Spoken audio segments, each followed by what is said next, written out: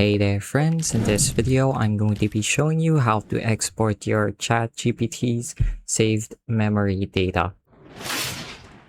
So this is really useful for when you want to migrate to another platform, let's say Claude or maybe Gemini, and just want to save yourself the headache of setting up your personal profile with your LLM once again.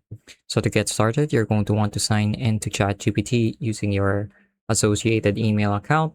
And then we're going to want to open up the settings panel, which we can find by clicking on the icon at the bottom left side of our screen, then clicking on settings.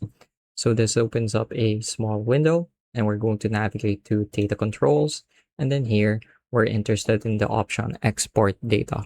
So go ahead and click on export and click on confirm export. So this might ask you to quickly verify yourself, such is the case here.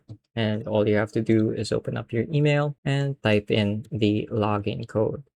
Just copy and paste that and you should be good. Probably going to ask you to confirm export once again.